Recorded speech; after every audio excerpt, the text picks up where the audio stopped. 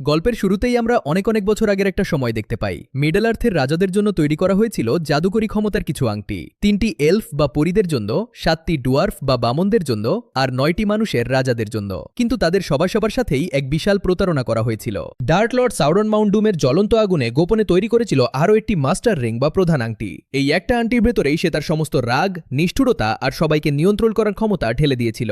এক এক করে সব স্বাধীন রাজ্যগুলোর পতন হতে শুরু করে। সাউরনের এই ধ্বংসলীলা থামাতে মানুষ আর এলফোরা মিলে এক শেষ যুদ্ধে অবতীর্ণ হয়। যুদ্ধের শেষ মুহূর্তে যখন সব আশা প্রায় শেষ, ঠিক তখনই মানুষের রাজা ইজিলদুর তার বাবার ভাঙা তলোয়ার দিয়ে সাউরনের হাত থেকে সেই আংটি পরা আঙুলটা কেটে ফেলে। সাউরন ধ্বংস হয়ে যায়। কিন্তু মানুষের মন তো খুব সহজেই লোভের ফাঁদে পা দেয়। ইজিলদুর আংটিটা ধ্বংস করার বদলে নিজের কাছে রেখে দেয়, আর এই একটা ভুলই তার জীবনের কাল হয়ে দাঁড়ায়। আংটিটা তার সাথেও বেইমানি করে আর একটা নদীর গভীরে হারিয়ে যায়। হাজার বছর পর গলাম নামের এক অদ্ভুত আর বিভৎস জীবের হাতে সেটা গিয়ে পড়ে। 500 বছর ধরে এই আংটিটা গলামের মনকে বিষাক্ত করে তোলে, কিন্তু এরপর আংটিটা তাকেও ছেড়ে যায়। আর সবথেকে অবাক করা ব্যাপার হলো, এরপর আংটিটা গিয়ে পড়ে একেবারে শান্তশিষ্ট এক হাবিট বিলবো ব্যাগিন্সের হাতে। এর বেশ কয়েক দশক পরের কথা। আমরা চলে যাই শায়ার নামের এক সুন্দর সবুজ গ্রামে। হবিটরা বাইরের দুনিয়ার অন্ধকার শক্তি সম্পর্কে একেবারে অজানা হয়ে এক শান্ত জীবন কাটাচ্ছিল। বিলবো ব্যাগিন্স তার 113তম জন্মদিন উপলক্ষে এক বিশাল পার্টির আয়োজন করেছে। আকাশে জাদুকরি আতশবাজি, সবাই আনন্দে মেতে আছে। কিন্তু বিলবোর আচরণ কেমন যেন অদ্ভুত লাগছিল। স্পিচ দেওয়ার সময় সবার চোখের সামনেই সে হঠাৎ করে সেই আংটিটা আঙুলে পরড়ে নেয় আর হাওয়ায় মিলিয়ে যায়। সবাই এটাকে একটা মজার জাদু ভাবলেও বিলবোর পুরনো বন্ধু শক্তিশালী জাদুকর গ্যান্ডালফ বুঝতে পারে যে এখানে ভয়ঙ্কর কিছু একটা চলছে। সে বিলবোকে বাধ্য করে আংটিটা তার ভাইপো ফ্রোডোর জন্য রেখে যেতে। যখন ওই ছোট্ট সোনার আংটিটা বিলবোর হাত থেকে মেঝেতে পড়ে, তখন এমন একটা ভারী শব্দ হয় যেন ওটার ভেতরে এক বিশাল ভার লুকিয়ে আছে। গ্যান্ডালফ এই আংটির আসল রহস্য খুঁজতে বেরিয়ে পড়ে, আর যখন সে ফিরে আসে তখন তার চোখে মুখে চরম আতঙ্ক। সে ফ্রোডোকে জানায় যে ডার্ক লর্ড সাউরন ফিরে এসেছে আর সে তার আংটি খুঁজছে। সবথেকে ভয়ের ব্যাপার হলো, শত্রুরা গলামকে ধরে টর্চার করে জেনে নিয়েছে যে আংটিটা শায়ারে ব্যাগিন্সদের কাছে আছে। গ্যান্ডালফ ফ্রোডোকে তখনই গ্রাম ছেড়ে পালাতে বলে। ফ্রোডো তার বন্ধু স্যামকে নিয়ে রাতের অন্ধকারই বেরিয়ে পড়ে। কিন্তু তারা জানতো না 9 জন ভয়ঙ্কর ব্ল্যাক রাইডার নাজগিল, যাদেরকে সাউরন ওই 9টা আংটি দিয়ে করাপ করেছিল, তারা ইতিমধ্যেই ফ্রোডোর গন্ধ শুকে শুকে শায়ারে ঢুকে পড়েছে। রাস্তায় ফ্রোডো আর স্যামের সাথে তাদের আরো 2 বন্ধু মেরি আর পিপিনের দেখা হয়। হঠাৎ করেই তারা জঙ্গলের মধ্যে একটা ব্ল্যাক রাইডারকে দেখতে পায়। বিশাল এক কালো ঘোড়ার ওপর বসা ফেসলেস এক দানব। সে ঠিক ফ্রোডোদের লুকিয়ে থাকার জায়গার উপর এসে দাঁড়ায় আর শিকারের মতো গন্ধ শুকতে থাকে। আংটিটা ফ্রোডোর মনের ভেতর ফিসফিস করে তাকে প্ররোচিত করতে থাকে সেটা পরার জন্য। ফ্রোডো প্রায় আংটিটা পরেই ফেলছিল, ঠিক তখনই মেরি একটা ব্যাগ দূরে ছুঁড়ে মেরে রাইডারটার মন অন্যদিকে ঘুরিয়ে দেয়, আর তারা কোনো মতে সেখান থেকে পালিয়ে বাঁচে।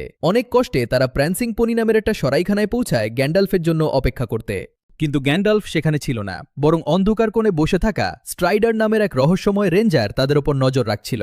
সেখানে ফ্রোডোর হাত থেকে ভুল করে আংটিটা আঙুলে ঢুকে যায়, আর সে আবারও সেই অন্ধকার জগতে সাউরনের জ্বলন্ত চোখের সামনে চলে যায়। সে তাড়াতাড়ি আংটিটা খুলে ফেললেও ততক্ষণে রাইডাররা সিগন্যাল পেয়ে গেছে। মাঝরাতে ব্ল্যাক রাইডাররা সরাইখানায় ঢুকে পড়ে। চকচকে তলোয়ার হাতে তারা হাবিটদের রুমে ঢুকে বিছানায় শুয়ে থাকা শরীরগুলোকে নির্মমভাবে কোপাতে শুরু করে। তাহলে কি হাবিটদের গল্প এখানেই শেষ? রাইডাররা কি আংটি পেয়ে গেল?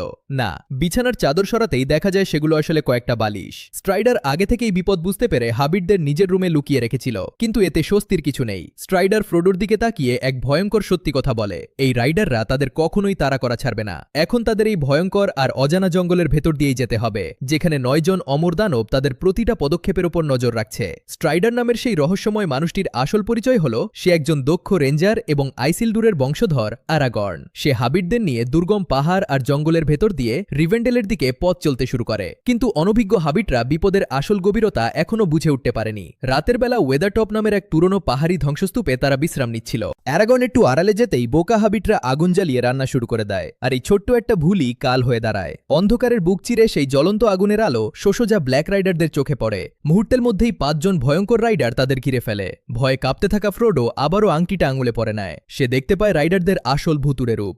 রাইডারদের লিডার উইচ কিং তার অভিশপ্ত মরগুল ব্লেড দিয়ে ফ্রোডোর কাঁধে ভয়ানক এক কোপ বসিয়ে দেয়। ঠিক তখনই অ্যারাগন 2 হাতে আগুন আর তলোয়ার নিয়ে ঝাঁপিয়ে পড়ে তাদের বাঁচায়। কিন্তু ফ্রোডোর শরীরে ততক্ষণে মৃত্যুর বিষ ছড়িয়ে পড়েছে। ফ্রোডো যখন মৃত্যুর কোলে ঢলে পড়ছে, ঠিক তখনই এক দেবদূতের মতো সেখানে হাজির হয় এলফ রাজকুমারী আরওয়েন। সে ফ্রোডোকে নিয়ে ঘোড়া ছুটিয়ে দেয় এলফদের সুরক্ষিত রাজ্য রিভেন্ডেলের দিকে, আর তাদের পেছনে ধেয়ে আসে সেই 9 জন মৃত্যুঞ্জয়ী রাইডার। এক রুদ্ধশ্বাস চেজের পর অ্যারওয়েন নদীর জাদুকরী স্রোত দিয়ে রাইডারদের ভাসিয়ে দেয়। রিভেন্ডেলে পৌঁছানোর পর এলফদের জাদুতে ফ্রোডোর জীবন বেঁচে যায়, কিন্তু আসল বিপদ তো সবে শুরু। এলফরাজ অ্যালরন সব জাতের প্রতিনিধিদের নিয়ে এক গোপন সভার আয়োজন করেন, কিন্তু আন্টির জাদুকরী ক্ষমতা এতটাই ভয়ানক যে সেখানে উপস্থিত মানুষ এলফ আর ডোয়ার্ফরা একে অপরের সাথে ঝগড়া শুরু করে দেয়। সবাই আন্টির ক্ষমতায় অন্ধ হয়ে সেটা নিজের কাছে রাখতে চায়। এই ভয়াবহ পরিস্থিতির মাঝে ফ্রোডো বুঝতে পারে এই আংটি শুধু ধ্বংসই ডেকে আনবে, তাই সে এক অবিশ্বাস্য সিদ্ধান্ত নেয়। সে নিজেই এই অভিশপ্ত আংটি নিয়ে সাউর্নের রাজ্য মাউন্ট ডুমের আগুনে ফেলার দায়িত্ব নিজের কাঁধে তুলে নেয়। তৈরি হয় ফেলোশিপ অব দ্য রিং। ফ্রোডোর সাথে যোগ দেয় জাদুকর গ্যান্ডালফ, মানুষ অ্যারাগর্ন ও বোরোমির, এলফ লেগোলাস, ডোয়ার্ফ গিমলি এবং তার 3 বিশ্বস্ত হাবিট বন্ধু। এই 9 জনের দল দুর্গম পাহাড় আর বরফের ভেতর দিয়ে পথ চলতে শুরু করে, কিন্তু সাউর্নের সহযোগী বিশ্বাসঘাতক জাদুকর সারুমান জাদুর সাহায্যে তাদের উপর ভয়ানক তুষারঝড় নামিয়ে আনে। বাধ্য হয়ে ফেলোশিপকে এমন এক পথ বেছে নিতে হয় যেখান থেকে কেউ কখনো বেঁচে ফেরেনি। সেটা হলো মরিয়া খনি, ডোয়ার্ফ বা বামনদের তৈরি এক বিশাল ভূগর্ভস্থ অন্ধকার শহর। অন্ধকারে ঘেরা সেই খনির ভেতর ঢুকতেই তাদের রক্ত হিম হয়ে যায়। তারা দেখে পুরো শহরটা আসলে একটা বিশাল কবরস্থান। চারিদিকে ছড়িয়ে ছিটিয়ে আছে হাজারো ডোয়ার্ফদের কঙ্কাল।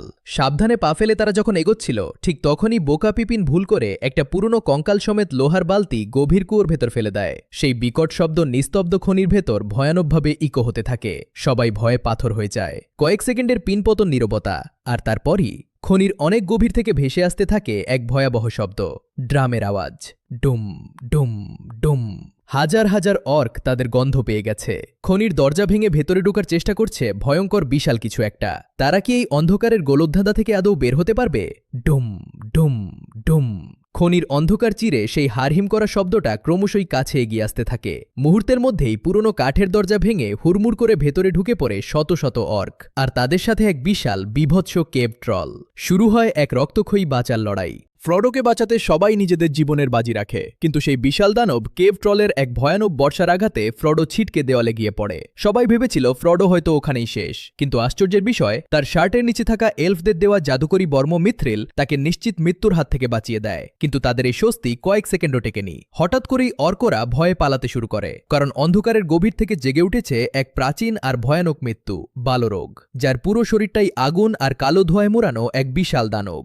সবাইকে বাঁচাতে জাদুকর গ্যান্ডালফ সেই গভীর খাদের ওপর থাকা সরু ব্রিজে একা দাঁড়িয়ে যায়, দানবটার পথ আটকে। সে তার জাদুদণ্ড দিয়ে ব্রিজটা ভেঙে বালরোগকে নিচে ফেলে দেয়, কিন্তু নিচে পড়ার সময় সেই দানবটা তার আগুনের চাবুক দিয়ে গ্যান্ডালফের পা পেঁচিয়ে ধরে, আর সঙ্গীদের চোখের সামনেই গ্যান্ডালফ সেই অনন্ত অন্ধকারের খাদে তলিয়ে যায়। নিজেদের সবথেকে শক্তিশালী লিডারকে হারিয়ে পুরো দলটা একেবারেই ভেঙে পড়ে। চোখের জল মুছতে মুছতে তারা পৌঁছায় এলফদের রহস্যময় জঙ্গল লোথা লোরিয়েনে। সেখানে এলফ রানী গালাড্রিয়েল ফ্রোডোকে ভবিষ্যতের এক ভয়ঙ্কর ভিশন দেখান। ফ্রোডো বুঝতে পারে এই আন্টি শুধু সাউরননকেই নয়, বরং ধীরে ধীরে তার কাছের মানুষদের মনকেও বিষাক্ত করে দিচ্ছে।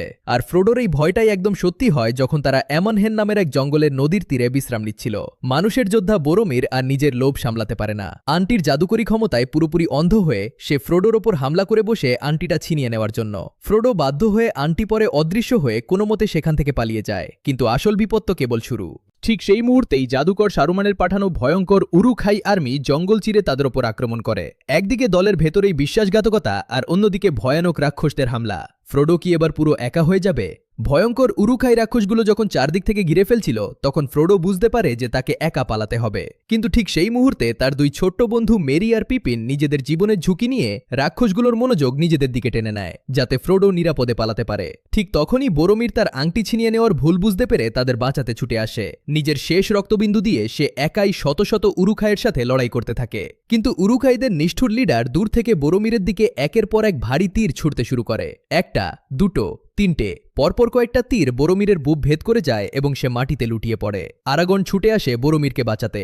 এক ভয়ঙ্কর লড়াইয়ের পর সে ওই উরুখাই লিডারের মাথা ধর থেকে আলাদা করে দেয়, কিন্তু ততক্ষণে অনেক দেরি হয়ে গেছে। মৃত্যু ঠিক আগে বোরোমির তার ভুলের জন্য ক্ষমা চায় এবং অ্যারাগনকে নিজের রাজা হিসেবে মেনে নিয়ে অ্যারাগনের কোলেই শেষ নিঃশ্বাস ত্যাগ করে। অন্যদিকে নদীর তীরে দাঁড়িয়ে ফ্রোডো বুঝতে পারে যে এই আংটির অভিশাপ থেকে তার কাছের মানুষদের বাঁচানোর একটাই উপায়, তাকে একাই এই ভয়ানক মৃত্যুর পথে পা বাড়াতে হবে। সে চোখের জল মুছে একটা নৌকা নিয়ে নদীর ওপারে রওনা দেয়, কিন্তু তার বিশ্বস্ত বন্ধু স্যাম তাকে একা ছাড়তে কিছুতেই রাজি নয়। সাঁতার না জানা সত্ত্বেও স্যাম ফ্রোডোকে আটকাতে গভীর নদীতে ঝাঁপ দেয় এবং প্রায় তলিয়েই যাচ্ছিল। ফ্রোডো শেষ মুহূর্তে তাকে টেনে নৌকায় তোলে। স্যাম কাঁদতে কাঁদতে বলে, আমি কথা দিয়েছিলাম ফ্রোডো বাবু, আমি আপনাকে ছেড়ে কখনো যাব না। ফেলোশিপ এখন পুরোপুরি ভেঙে গেছে। মেরি আর পিপিনকে উরুখাইরা বন্দি করে নিয়ে গেছে। অ্যারাগর্ন, লেগোলাস আর গিমলি বুঝতে পারে যে ফ্রোডোর ভাগ্য এখন তার নিজের হাতে। তারা সিদ্ধান্ত নেয় ফ্রোডোর পিছু না নিয়ে মেরি আর পিপিনকে বাঁচাতে অর্কদের শিকার করতে বের হবে। আর মুভির একেবারে শেষ দৃশ্যে ফ্রোডো আর স্যাম এসে দাঁড়ায় এক উঁচু পাহাড়ের চূড়ায়, যেখান থেকে দূরে দেখা যাচ্ছে ধোঁয়ায় ঢাকা সেই ভয়ঙ্কর কালো পাহাড় মর্ডার, সাউরনের আসল ঠিকানা। আসল লড়াই তো কেবল শুরু, আর এখানেই মুভির গল্পটি শেষ হয়ে যায়। বন্ধুরা, এই ছিল the Lord of the Rings the fellowship of the ring মুভির শ্বাসরুদ্ধকর গল্প। ফ্রোডো কি পারবে ওই ভয়ঙ্কর মর্ডারে পৌঁছে আংটি ধ্বংস করতে? সেটা জানতে হলে আপনাদের অবশ্যই মুভির পরের পার্টগুলো দেখতে হবে। আমাদের আজকের ভিডিওটি কেমন লাগলো তা কমেন্ট করে জানাতে ভুলবেন না। দেখা হবে খুব শীঘ্রই নতুন কোনো মুভির গল্প নিয়ে ডিপার সলিউশনসের পর্দায়। ততদিন সবাই ভালো থাকুন, সুস্থ থাকুন।